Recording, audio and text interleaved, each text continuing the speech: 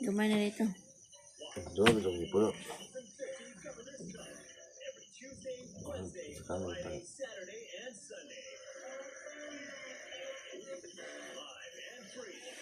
Kailangan sa kayo inom.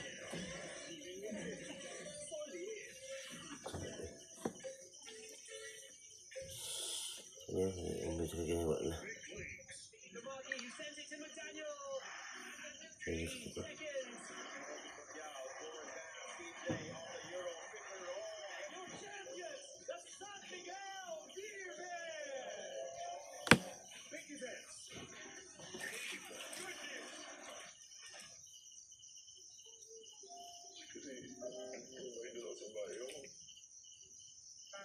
Nagpaabot ng 200,000 pesos na cash assistance sa bawat barangay sa Davao de Oro. Your message is a powerful message that the national government sees Davao de Oro. Nakikita niyo po ang Davao de Oro. Naririnig niyo po ang Davao de Oro. And stand with Davao de Oro. For me personally, this day is deeply humbling.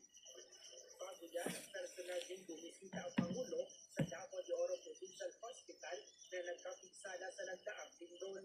Iniling niya ang halaga ng pagtutulungan ng local at national government. Ang pagpapanaw namin, ang national local government partner talaga.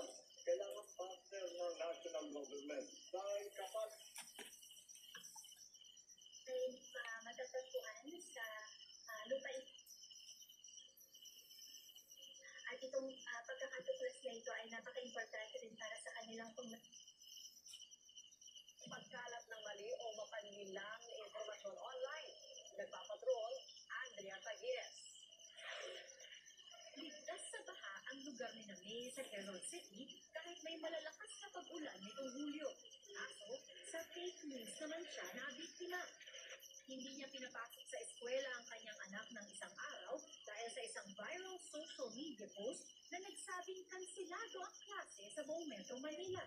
Yung mga posts na galing LGU, yun ang problema nila. Ay, oo, yung mga logo, ganyan. Wala eh. Kaya na talagang i-AI. Kaya ano sabi naman ng sila? Ayun, mga pasok pala yun. Bakit mo ako pinapasok? Wala ko isang quiz. Hindi lang si May ang nababahala sa pagkalat ng mga maling informasyon online. 72% o 7 sa bawat 10 Pilipino ang nagsasabing malaking problema ang disinformation sa bansa, batay sa pinakabagong survey ng Pulse Asia. Rocket launch test sa Pilipinas sa 2027. Katuwang ang isang South Korean aerospace company.